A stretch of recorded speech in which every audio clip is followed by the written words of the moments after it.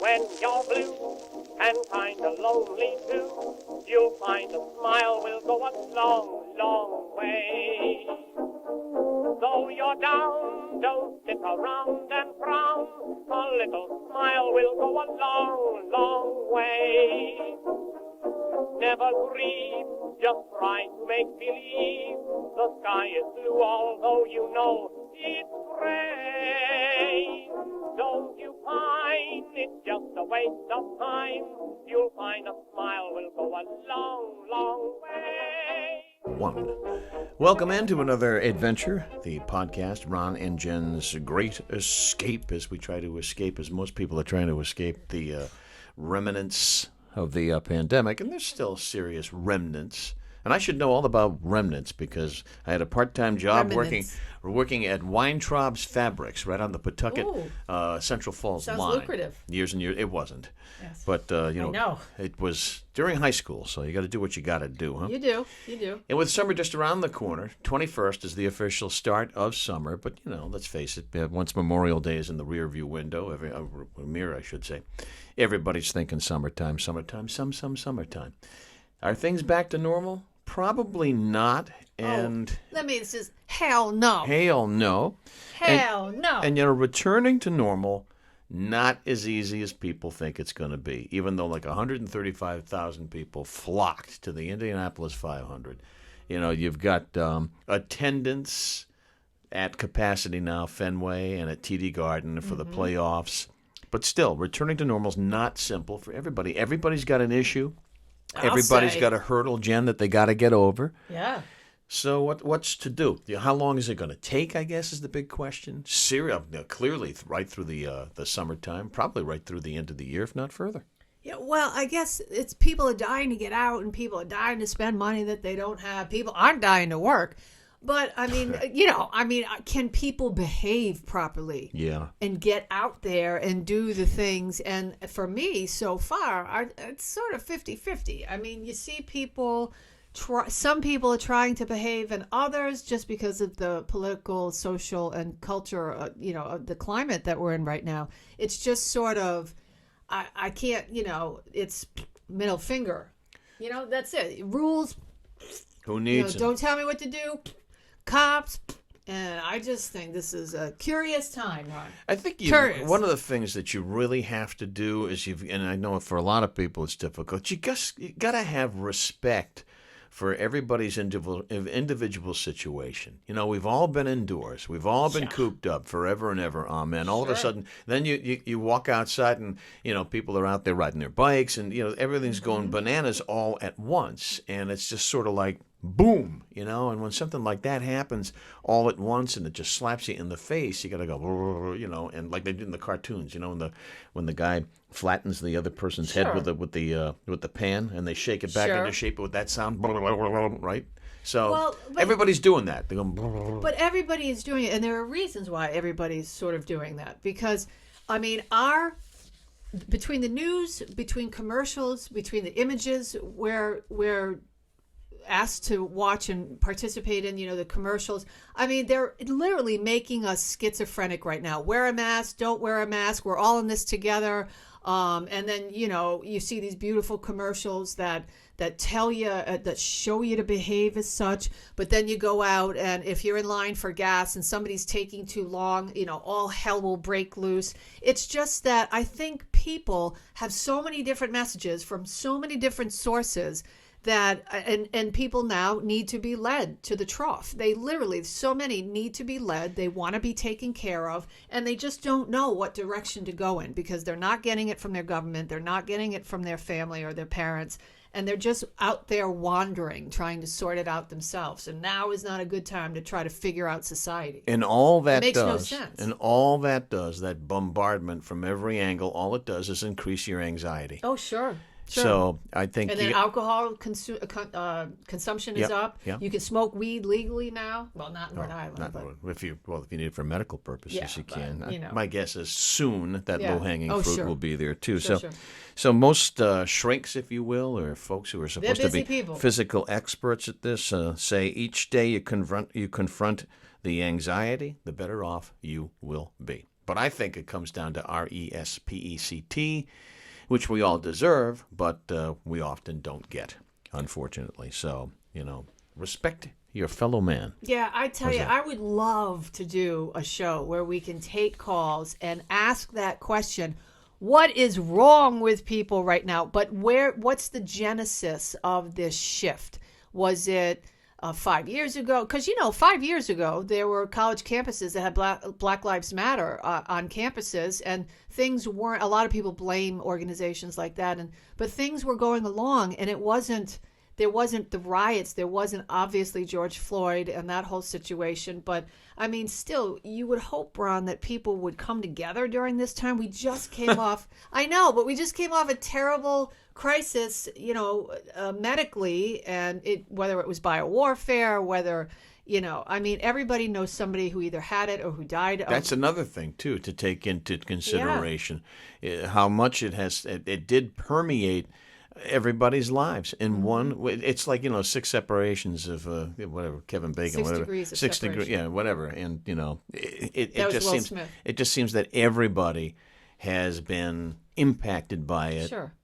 To a particular degree, and that adds to the whole easing out of the anxiety. So, just be cool and kind of You've respect been around each a other. while. Is this the worst you've ever seen it? And I don't say that What is the disrespectfully. worst I've ever seen? In What? terms of attitudes, in terms of today's youth and that issue with respect, because I'm not saying all young people don't, but millennials probably get a bad rap. There are some great young people that are millennials, but there are a lot that are just super confused and super angry.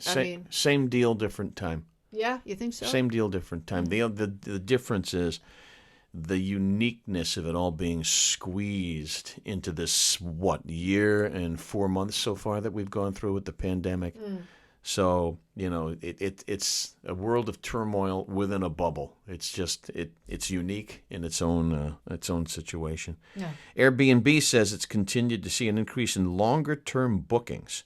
Last year found 60% of people booking longer-term stays, working or studying while there. So people, what they're doing, Jenna, they're putting a combination on a vacation, but they're going to be working remotely on vacation too, so the people are staying longer. So that's cool. I mean, if that's good, that's a good thing for tourism, right? Well, sure, but I mean, how is that going to work? By the way, all these people that got used to doing things at home, there you go. they got used to wearing a suit coat and a tie and a shirt, but with Hawaiian shorts and flip flops on the bottom because they're nobody zooming. Right. Well, and hopefully you're not naked doing crazy stuff while you're zooming, But that's a whole nother story and a whole nother show. But what are people going to do? Are they going to go back to the office? Can their bosses force them? Everybody get back to the office because it's time for you to get back to the office. That's going to be another huge issue. Will that be a legal issue, do you think? That's definitely a legal issue, I would think. And if you want the job, you've got to come to the office. And you got to show that you've been vaccinated. Ooh, there's another tier to add on to that. I'm not about that. No, tick bites are up too, by the way, so stay safe on that kind of deal. And those things can really lead to some serious problems. That can kill you. It can definitely kill you. There are people I know. Definitely kill you. Lyme disease, Rocky Mountain spotted fever, among two of the more I don't need any more difficult problems. No, I don't need Rocky any more Mountain. problems. What's the matter, Jen? I got Rocky Mountain spotted fever. I got really. I got I don't need that. Yeah, but bring the note to the principal with all the maladies from one of a Beatles tune. I got toe jam football. I got juju eyeballs. I can't come to class today. Hey, those are good excuses. Those are good excuses. I think so. And it's always a great time for an excuse to ease into Jen's News. Oh, it's that time already? Yes, it's already that time on the fine podcast where we switch gears and we go into news that's specifically, as you like to say, up your alley. Up my alley. Up your damn alley.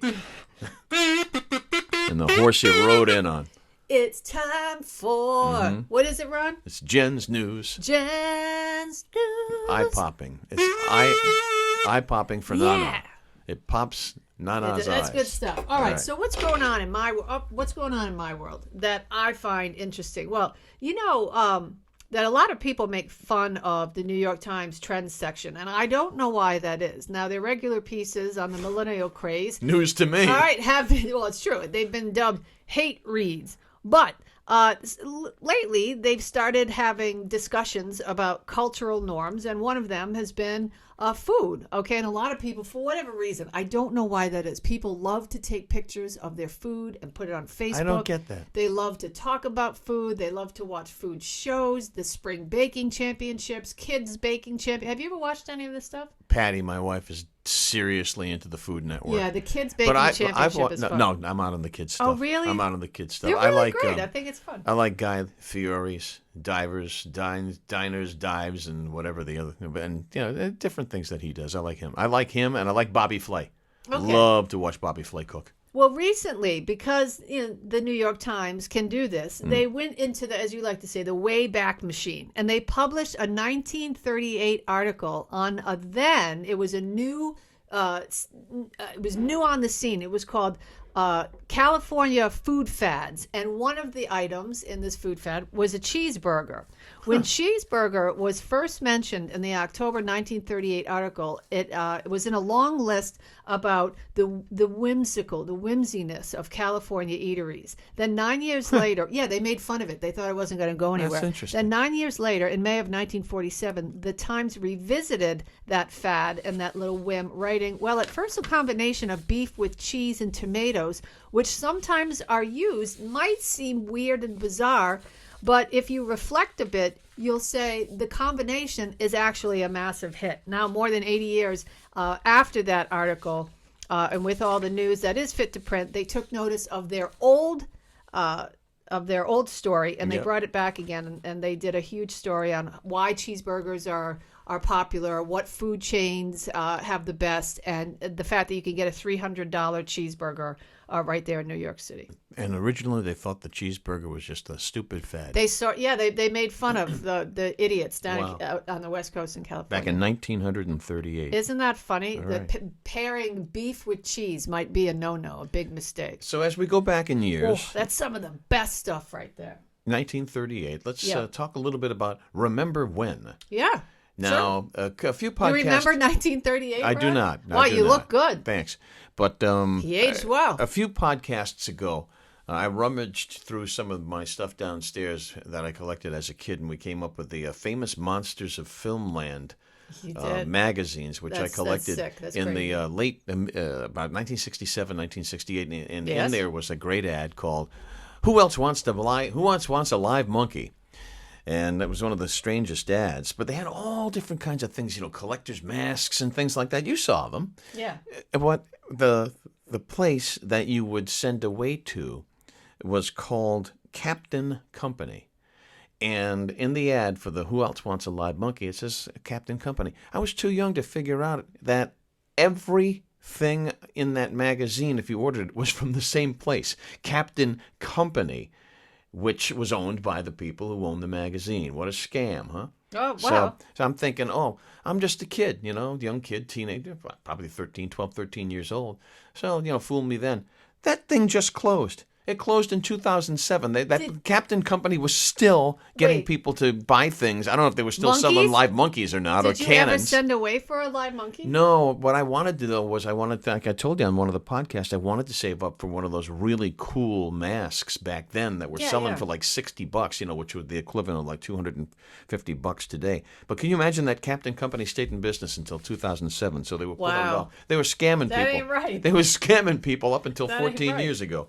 And that ain't right. That ain't right. It ain't right. By the way, I had one more thing in Jen's news. We moved on too quick. I'm sorry. No, that's okay. I forgot about this. So this was from, this is a coast-to-coast guy. Okay, for those of you wondering, seriously, is the vaccination the mark of the beast? So here's what because I actually got some email about this. And there was a guy on Coast to Coast. His name is L.A. Marzulli, right? Some of you who listen to Coast might have heard this guy. He's really entertaining, I have to say. So I emailed him and I said, sir, I did, because he's talked about this. I said, do you think that the vaccination is the mark of the beast? And I want to read what he wrote back to me. He was really nice. He got back to me super quick. That's because he's nuts. This is from L.A. Marzulli. He said, hi, Jen. Thanks for the post. No, I do not think the vaccine is the mark. However, it may be a precursor to it. I'm not going to take it because most of the vax, they've been untested. I think it's part of the emerging beast system, though. Have a great day. I didn't know that the beast had a system. He does. Oh, yes. The mark of the beast. So just so you know, if you guys, seriously, listen to Coast L.A. Marzulli. This guy is really, really great. He's nuts. He's very entertaining. That's what he said. Rudyard Kipling was the one who came up with the term the mark of the beast. Yeah. In case you didn't know that. Oh, really? Yeah, the mark of the beast. Well, yeah. so that means there's that. something about somebody you just can't put your finger on. They got that Well, unsettling I have thing. gotten emails It's about the it. So see, mark of the beast. Nana's got it. Nana, you ask, I'll answer to the best of my ability. And where? And how do they do that? How can they do How that? do they email Jen. you? Oh, they send it to Jen Brien at rocketmail.com.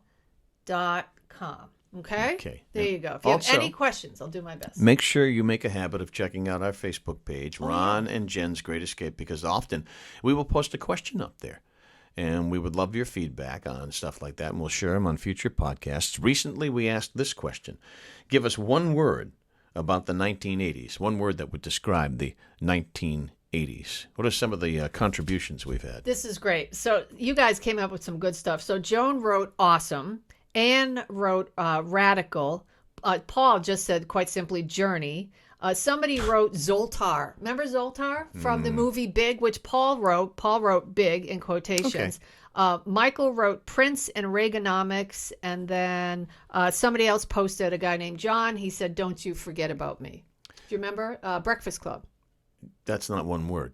Well, it's not, but I mean... Follow the rules, because without rules, it's chaos. Why'd you have to point that out? Because, it's pretty simple. One word about the 80s. Don't you forget about me. No, that's more than one I word. accepted it. If you were going to... Okay, let me ask you. What's your one word of the 80s? Blurry, perhaps, would be yours? No, lame. I hated the 80s. Yeah. Oh, whenever I heard that song by Aha, Take On Me, Take On Me. There's very little music. Come on, Eileen. Yeah, I swear now, Eileen. I hated the 80s. There's a lot outside of U2, I hated it. A lot of very, very, very bad music. Terrible. In the 80s. If you're just talking about music in the 80s, there's not one word that can describe it. Well, there's a lot of words that can describe it, but for the most part, huge. pretty lame.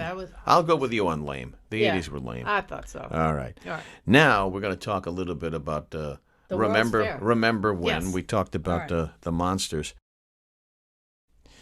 Let's talk about the World's Fair in our little Remember When segment here. You know, they still do World's Fairs. I didn't know that. You don't hear all that much about them. I looked up the history because I knew we were going to be doing this. There's one proposed for Moscow in the year 2030. We'll see if that comes to fruition. Wow. Yeah, but I went and took a peek at the 1934 World's Fair, and I also went back to 1964 to take a peek. But in general, some of the things that were proposed, like the kitchen of tomorrow, like in 19th. So cool. And where the hell are those flying cars, by the way? I'm still waiting for those babies. They have flying taxis, but didn't the Twilight Zone do an episode with respect to the World's Fair? They did. Yeah, some plane flew and it was flying through time. And it flew over the 1964. I flew over the 1933 World's Fair. Yeah, I think, that was a really cool episode. Yeah, well, almost anything written by Rod Serling, and most of those were written by Rod Serling. Just brilliant stuff. Yeah, they were fabulous. But some of the unsuccessful World's Fair inventions that actually later came to fruition.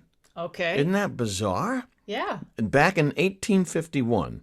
At the Great Exhibition, Scottish inventor Alexander Bain, he came up with an idea that was called the chemical telegraph, which led to the fax machine years and years. You gotta be kidding me. And years later. All right. Imagine that. Okay. Back in 1964, at the New York World's Fair, which is in Flushing, New York. In fact, the Globe is still there. That's where the nanny's from. The nanny? Yeah. Fran Drescher. You I know, never, the nanny? I never saw You ever that know? movie. Yeah, she's she from talks Flushing. like this, though, right? Yeah. She's from Flushing. Yeah, I know that. And Men in Black, the very first Men in Black, there's the Sad final, that I know that. the climactic scene in the first Men in Black is done right around that globe. Oh. World's Fair.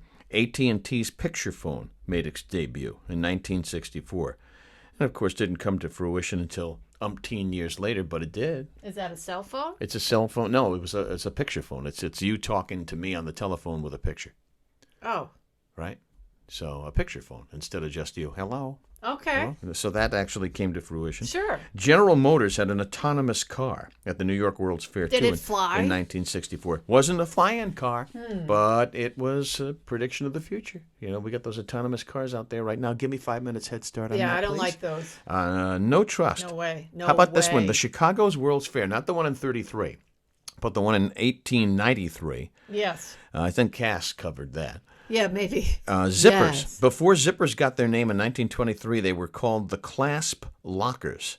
Okay. Doesn't really have the same ring to it, I does it? like that, but no, because it really has that Right. that feeling of keeping a guy's stuff in there. Well, there are zippers. Clasp Well, there were lockers. zippers that are used on women's clothing too, not just men's flies. I mean, Yeah, what's wrong but you with guys got junk. You gotta. That's true. We got to You take know, care of our junk. Also, at stay that World's safe. Fair were moving walkways, Oh, which of course now you go to any airport and you Sure. got the moving walkways, and there's always some brouillon going the wrong way. is that? Do you think that's indicative of laziness, or do you think that it's just because?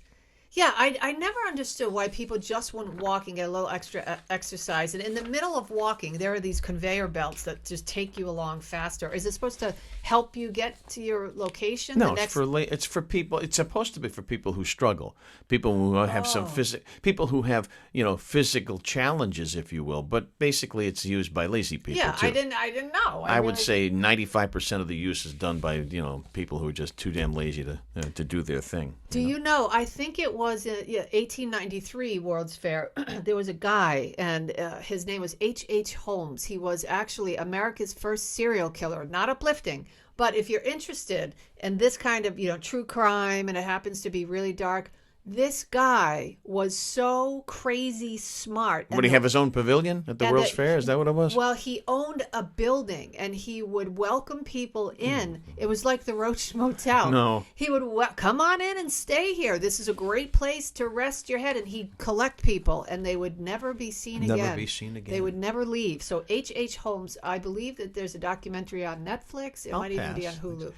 And Well, so just in case you a little wanna know. side note there for Yeah. the World's Fair Yeah, in, really in the neat story. late 1800s. And lastly, and you've probably seen some grainy film of this over the years, jetpacks were introduced at the New York World's Fair in 1964.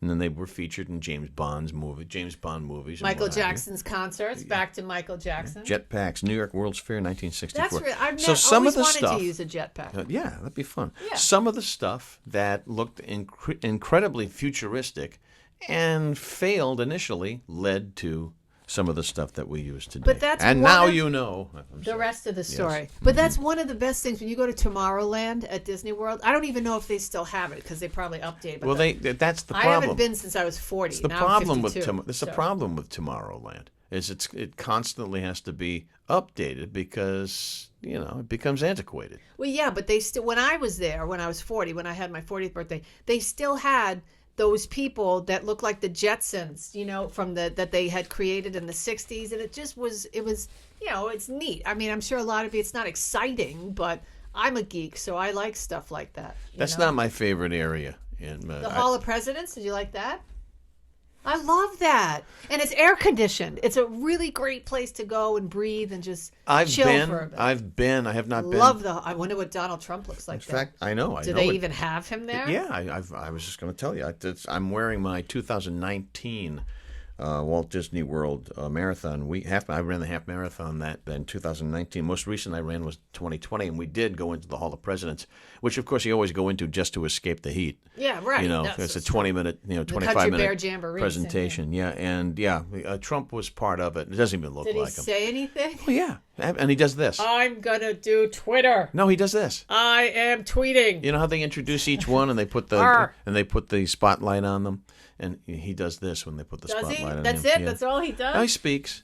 And he speaks to during. I don't know if he still speaks now My because. hair. And I don't know if they speak in hair and hair plugs. I don't know if they've added Joe Biden just yet, but I'm sure he's on his way. Joe's if you will. hair. I don't even know what you could do with that. I mean, if you sat him in front of a hairdresser and you said, please, just help this man, what do you do with it? Are you talking Biden or Trump? Biden. Well, Trump's Trump. Because that would stump any I know. hairstylist. But Trump. what do you do with that slick back look? I mean, That looks like it's sprayed on. yeah, Joe Biden's I'm waiting hair. for him to put a ponytail back there. A rat's tail. Yeah, That'd I'm just be big. waiting for the rat's tail. Biden, Wouldn't that be something? Biden with a rat's tail. I'd buy a ticket He to goes see to that. Camp David and he comes back with a rat's tail. Oh, that'd be something awesome. else. That'd be something. I think it'd be great. Well, I mean, he's got the hair plugs working already, so What just, does he care? Just, He's 80 something. just plug in a rat's tail for Yeah, us. You know? whatever. Did we do Jen's news? I don't even know if we did Jen's news. Yeah, or not. is it that forgettable? It is. It It was is. forgettable. Okay.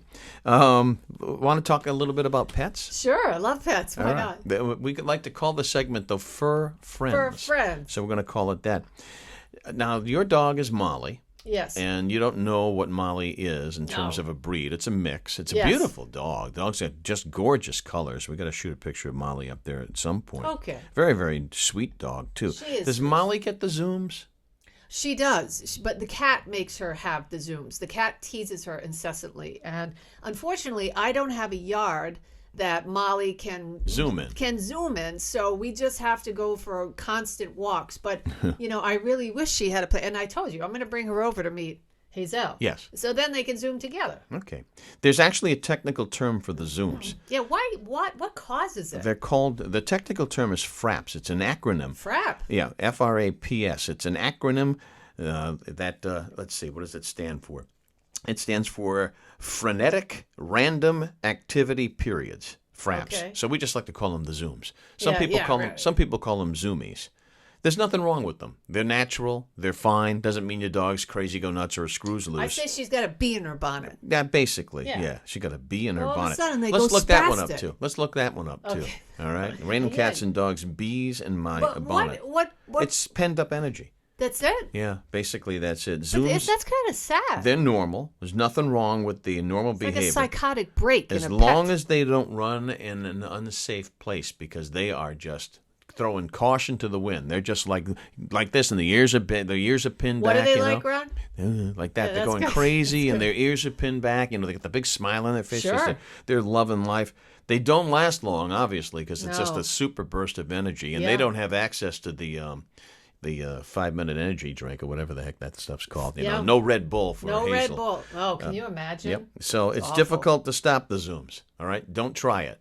But it's not impossible. But, it's like anything else. Somebody's moving that fast or something's moving that fast. Sudden stops, can muscle pulls, tears, not good. And let me just say, Let the dogs be dogs. Right. So this is for, I believe it's Gordon. This is for Gordon the dog. So Gordon sometimes, they growl too. They get so excited. You ever hear? So it's not a mean growl. So they get the zooms and they run around and it's "Grrr." They're just psycho for a few seconds or a few minutes, and as long as they can get that energy out, that's completely normal. They're not going to Right. bite or do anything. And They're just talking, and they get their zooms. If you observe your dog, when your Yeah. dog has the zooms, All right, Gordon, you'll be fine. Just keep this in mind. Yes. They're happy. They're exercising. It's good for them. So let them go. Let them zoom. Sometimes when they zoom in the house, though, it's Yeah. like you can't let them But- out fast enough, But sometimes, right after they get the zooms, then they go potty. They go pot. That happens all the Do time. you know? Well, I mean, you know why? They're jangling their juices. I It's get- just like, that's okay. gross. Well, I mean, everything's moving around. So Yeah, they're like, I okay, mean- time to go. But it's kind of like if you go out for a run and halfway through it, you think, oh my God, now what? So you run home. Well, we don't have that luxury. Well, we no, got to get I- home. You can't just stop on your neighbor's lawn. I gave my dog peanuts the other day. I know you told me that. Did I tell you? That's not good. They can't digest. I That's know. a food that's not good for I dogs. saw Don't do it that. right away. It's very difficult for them to digest that, and they don't digest it. They Yeah. rent it. Yeah, they do. All right, so don't give them that. But anyway, it might cause them to go pot. So if you see the dog zooming in the house, get them outside. Stat. Does Molly like bananas? She hates bananas. See, that's so interesting because she loves everything. Hazel loves bananas. I will, and they're good for her. I mean, they're loaded with calcium. They're good for you too, by the way, people. I hate bananas. I love bananas. Hate them. And I like bananas when they're just past the green stage. You know, I don't like them. I don't like really, really ripe bananas. And I'm sure so many of you folks out there are like me, and you've made about umpteen loaves of banana bread during the pandemic. You know, this could be a spine-tingling show. Foods that Ron likes. Well, I like most foods. What Now else you like? you on the other hand, Yes. are not an adventurous eater.